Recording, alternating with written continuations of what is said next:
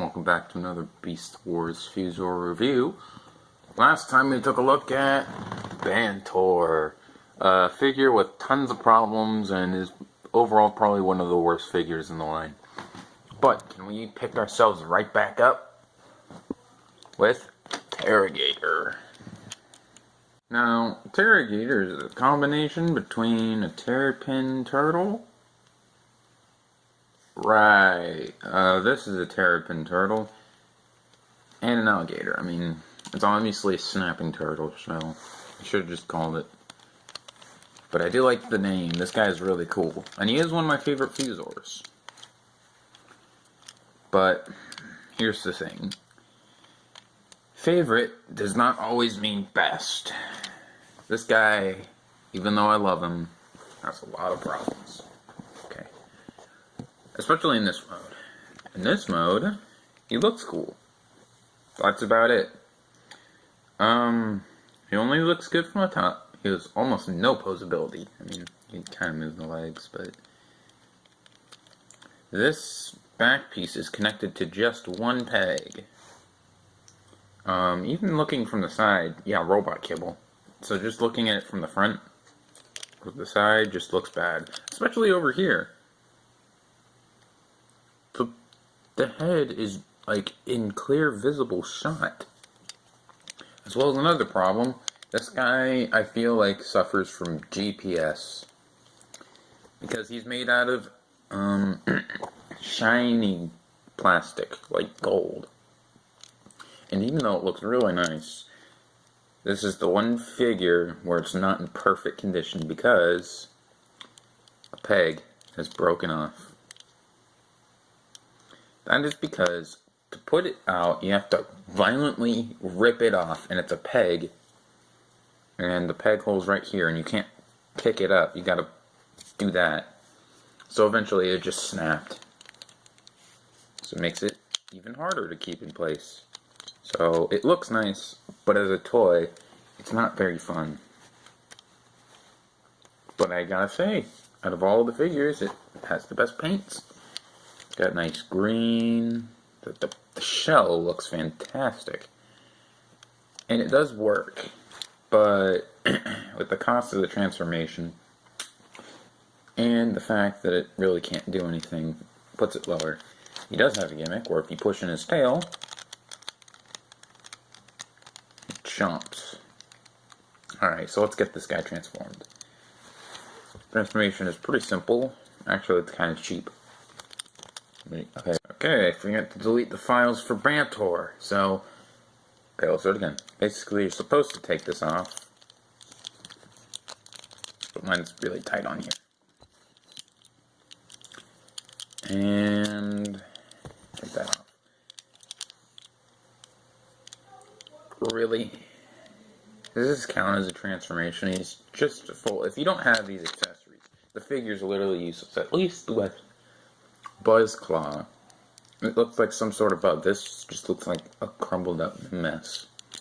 Anyways, I don't think I have to explain how to transform this guy. It's quite self-explanatory. Now, actually, the reason I think this guy might have a little bit of GPS is because if the camera would like to focus, there's actually, as you can see a little bit, some swirls on the head. Just be careful about that peg. That peg will break off, see? Peg is stuck in there. That means no more holding anything, but to be fair, that just held the peg.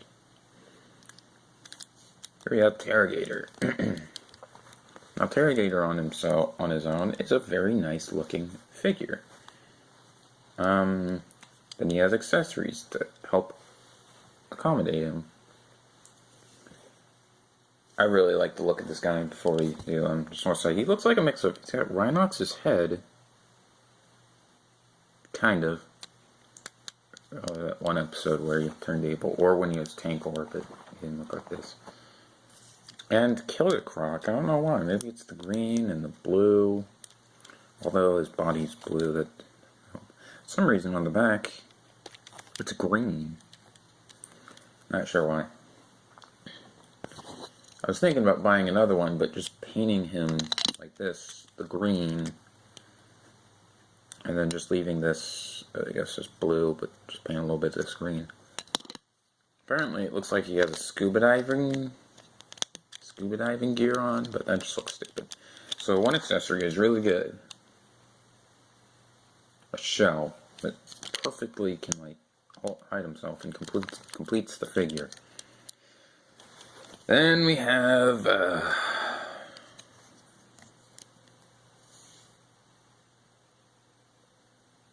world's worst gun, especially in the way he holds it, like that.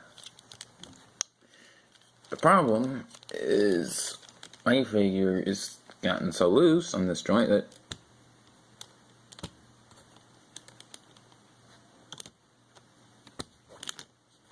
look at this. That is floor polish just waiting to be unleashed. But weirdly enough, in certain angles like this, it's really tight. See? Articulation on this guy is quite good. He's got some head movement. Same problem with Bantor, except his articulation's just a bit better because actual elbow. And he actually has a hand, so that's nice. This arm actually has surprising lots of articulation, like a ball joint in the shoulder, ball joint in the elbows, and the hand can move. He has a waist movement, ball joint in the hip, ball joint in the knee, and ball joint in the ankle. So how does this figure?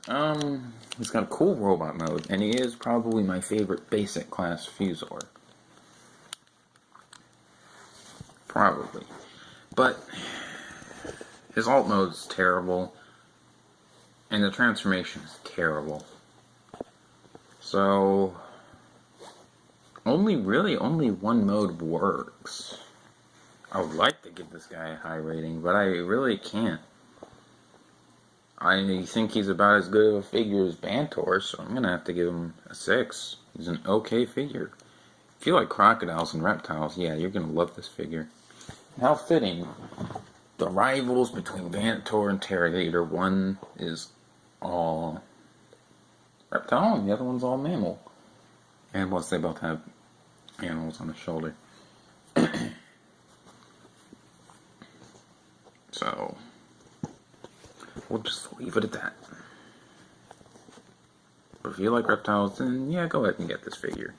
And it's not a bad figure. I mean, it looks nice. None of the modes are really bad, just one does not work as a toy. So maybe as a toy, you might want to get some of the other ones. I'd recommend you go get Bantor for a kid, because the kid's going to love to play with it. As someone who doesn't even just, like, I've transformed it just a few times and that peg broke off. So, really, not a toy you should really give your kid. But it's still a decent figure.